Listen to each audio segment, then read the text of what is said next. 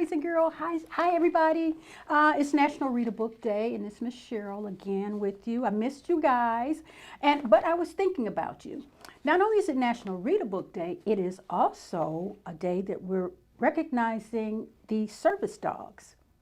I happened to be in the grocery store the other day, and I saw something that I see every now and then, and probably you have too. You're in the store and you'll see a beautiful service dog with his family. You say, why is that dog in the store? Well, there's a reason. And as I thought about you guys, I said I would love to share this with my friends. I happened upon this book. And the book is called Looking Out for Sarah, and it's by Glenna Lang. And it's about a woman who has a service dog named Perry. But before we start that, I want to go over a couple of other things with you. The book is based on a real black Labrador retriever named Perry and his owner, Sarah Gregory Smith. Perry was born on a farm and was carefully chosen as a potential guide dog. He was placed with a family who adored him and taught him basic obedience such as sit and down.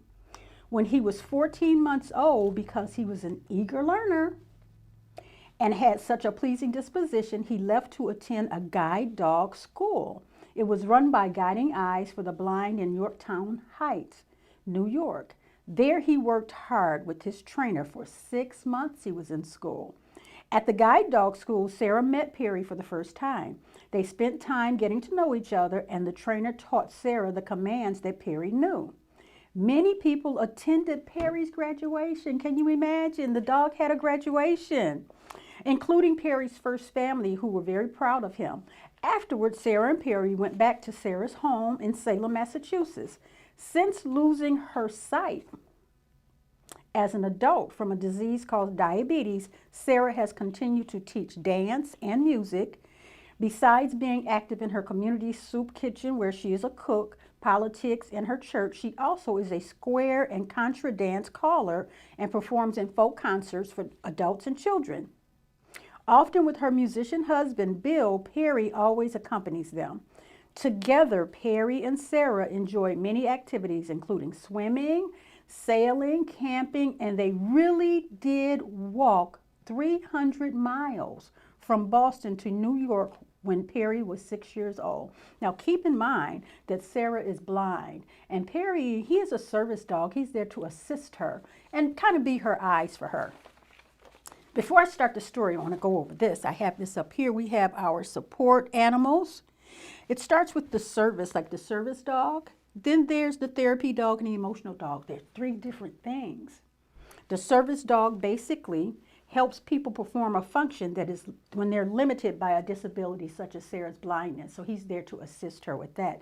The therapy dog is there to provide affection and comfort to individuals like in hospitals. You probably had dogs show up at your school before, and you get to pet them and things like that. That's a therapy dog. And then there's the emotional support dog, which usually is just a pet. It belongs to you. And he's there and he provides some form of emotional support and comfort for the individual. So let's get to our story. Looking out for Sarah. And as you see, Perry, he's all harnessed up and he looks pretty proud too. I don't blame him. He should be proud of himself.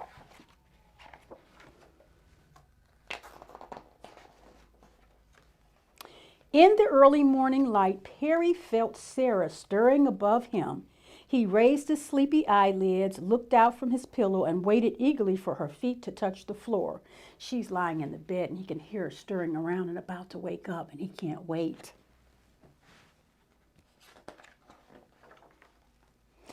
A wag filled Perry's tail and traveled up his back. His paws landed in her lap. He licked Sarah's chin, and she spoke to him in a sweet tone.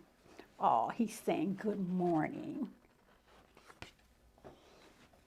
And after they said their good mornings and everybody's up and about, and after breakfast, Sarah brushed the itches out of Perry's short, thick coat. He squinted happily when she groomed that place on his back that he never could reach. You've seen dogs when they do that. Perry loved their walks. He held still while Sarah buckled his harness around him. When his harness was on, he was working and had to listen carefully for directions. Where would he lead Sarah today? And see how nice he's standing for her to get the harness on. And when he gets that harness on, he knows his playtime's over. It's time for me to Get to work and pay attention. So after he gets harnessed up, Miss Sarah says, left, Perry. And as they strolled down the sidewalk, Perry pulled to the side to sniff a tasty crumb. Uh-oh. He knew he shouldn't eat on the job, but he hoped Sarah wouldn't mind just once. And she said, "Hup, up, Perry." So he knew not to do that, so Sarah corrected him, and Perry snapped back to his work. At the corner, Perry stopped and waited for Sarah's instructions. "Forward, Perry," she said. He checked to make sure no traffic was coming. Although Sarah knew when he was eyeing a bagel, that's a piece of bread, she needed help not bumping into things and avoiding cars. When they got to their favorite grocery store, Perry paused to see if Sarah wanted to go inside. "Okay, Perry," she said. They walked through the automatic doors and into the narrow aisles. Perry was hot. He lay down on the cool linoleum floor and enjoyed the smell from the bakery trays. He was the only dog in most stores, and usually for me, when I do see the service dogs in the stores, that's just that one that I see that particular day. Sometimes he saw other dogs tied outside, waiting for their people to come back, but he and Sarah were always together. And there he is, like in the produce section, and he's been a good boy, lying there waiting on Miss Sarah to finish what she's doing. And then after the grocery store, at the post office, Perry waited for Sarah to find the bottom step with her foot. Then he climbed slowly so that Sarah could step up when she felt his harness rise.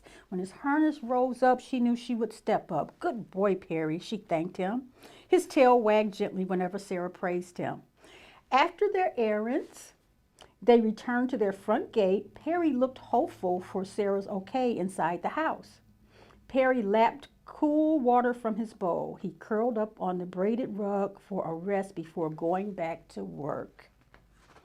So, they went to the post office over here. Then they wind up back home, and Perry is eager to get back inside of the house, but he's going to wait for Sarah to tell him to do it.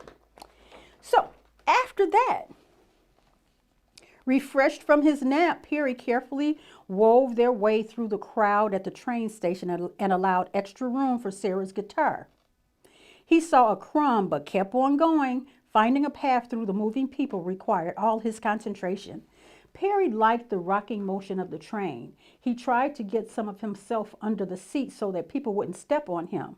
When the train stopped, he had to maneuver Sarah around duffel bags and across the gap between the train and the platform, because Sarah can't see those things. And that's what Perry is there for, to avoid any kind of problems and make sure that she's always going in a direction where it's safe and she's not going to stumble over things or step in holes.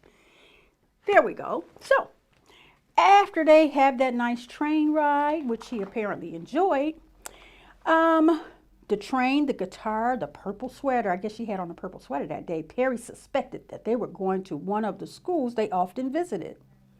He followed Sarah's directions all the way there and into a large sunny room. He wagged when he saw the children's faces at the same height as his. He liked that. Animals like that, especially dogs. When you get down to their level, they like that. The children were sitting on the floor and they were at his same level.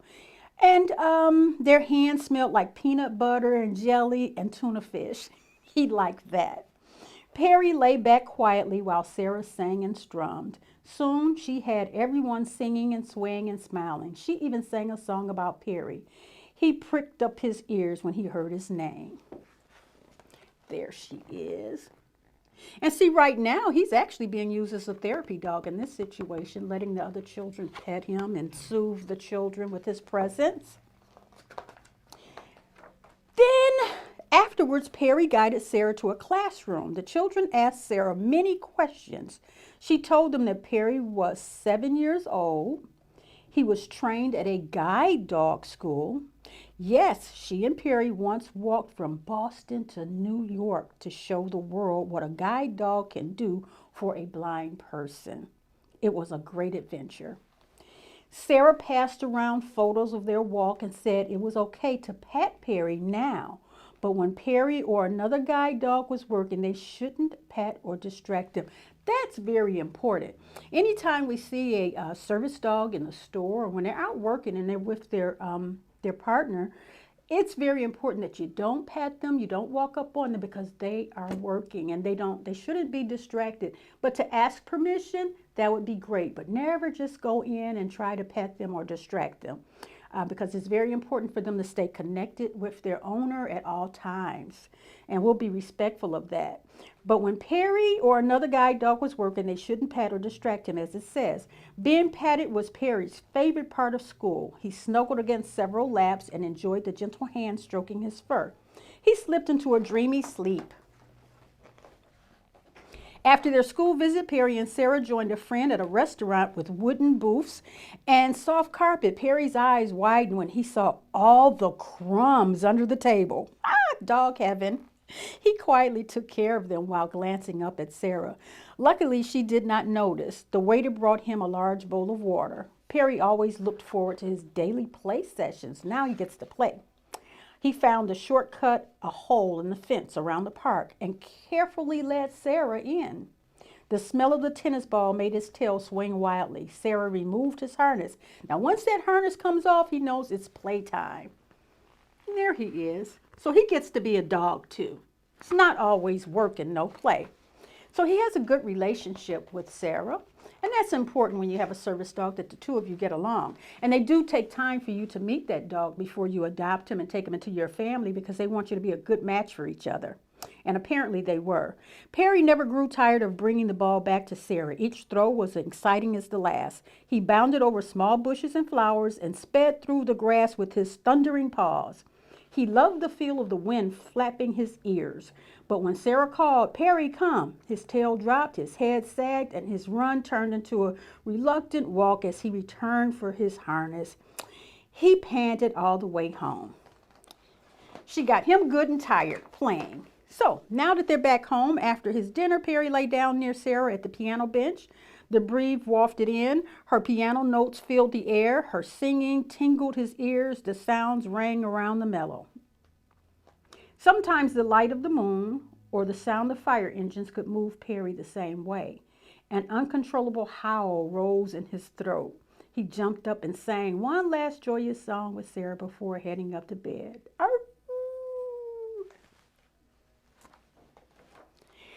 When Sarah pulled up her covers, Perry slithered under his pillow. The cedar chips inside it smelled like the playground at school today. Sarah's shoes still had a faint aroma of train station, dinner rolls, and grass. He settled his nose on his paws and heaved a content sigh. It had been a long day looking out for Sarah, and a good day.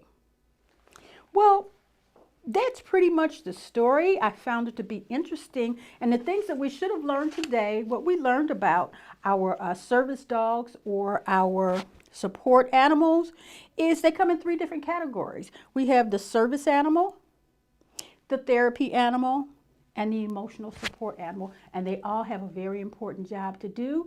And the rest of us, it's our job to respect that and show some appreciation. And to all of these dogs, thank you for your service.